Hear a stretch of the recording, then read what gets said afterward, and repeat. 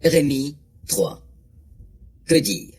Si un mari répudie son épouse, qu'elle le quitte pour appartenir à un autre, est-ce que son ancien mari retournera vers elle? Le pays n'en serait-il pas souillé? Or, toi, qui t'es prostituée avec de nombreux partenaires, tu reviendrais à moi, déclare l'Éternel. Lève les yeux, regarde les hauteurs du pays.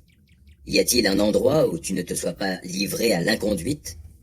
Tu guettais tes amants, assises sur le bord des chemins, comme le bédouin guette ses victimes dans le désert. Et tu as souillé le pays par tes prostitutions et actes mauvais. C'est pourquoi les averses ont été retenues, et les pluies de printemps ont cessé de tomber. Mais tu as eu le front d'une prostituée, et tu as refusé de rougir de ta honte. Maintenant, n'est-ce pas, tu m'appelles. Mon père, tu es l'époux de ma jeunesse. Et tu demandes même, sera-t-il toujours en colère? Et son ressentiment le gardera-t-il à jamais? Voilà ce que tu dis, tout en continuant à commettre le mal autant que tu le peux. L'Éternel me dit au temps du roi Josias, as-tu vu ce qu'a fait Israël l'infidèle? Elle qui allait sur toute montagne élevée et sous tout arbre vert pour s'y prostituer. Et moi je me disais, après avoir fait tout cela, elle reviendra à moi. Mais elle n'est pas revenue, et sa sœur, Juda la perfide, en a été témoin. Elle a bien vu que j'ai répudié Israël l'infidèle, et que je lui ai donné sa lettre de divorce à cause de tous les adultères qu'elle avait commis. Mais sa sœur, Juda la perfide, n'en a ressenti aucune crainte. Au contraire, elle est allée se prostituer à son tour. Par sa légèreté à se débaucher, Israël a souillé tout le pays, commettant l'adultère avec des idoles de bois et de pierre. Et malgré tout cela, sa sœur, Juda la perfide, n'est pas revenue à moi de tout son cœur. Son retour n'était qu'un leurre, l'Éternel le déclare. Et l'Éternel me dit, Israël l'infidèle paraît plus juste que Juda la perfide. Va, écris ces paroles en direction du nord.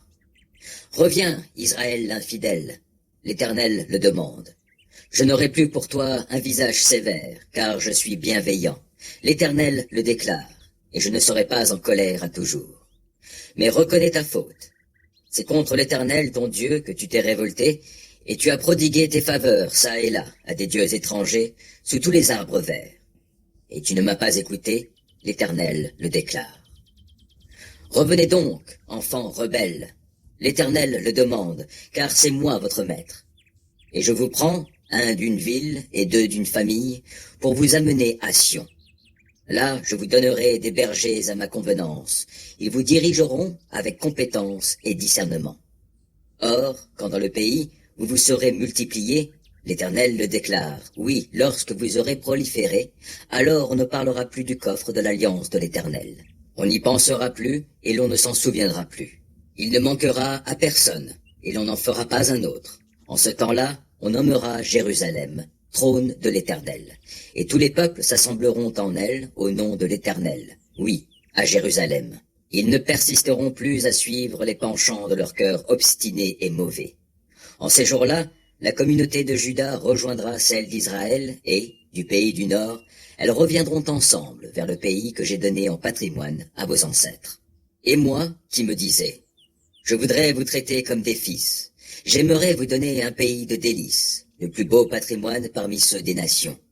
Je me disais aussi, vous m'appellerez Père, et vous ne cesserez pas de me suivre.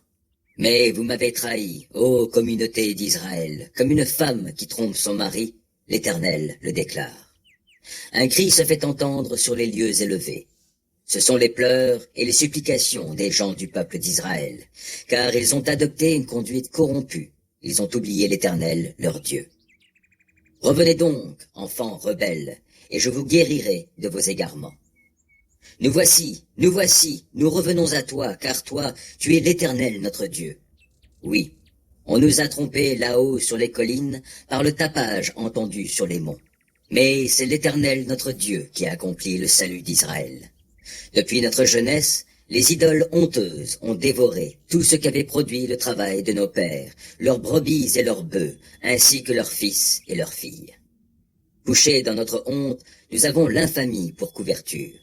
Car nous et nos ancêtres, depuis notre jeunesse et jusqu'à aujourd'hui, nous avons tous péché contre l'Éternel, notre Dieu, et nous n'avons pas obéi à l'Éternel, lui, notre Dieu.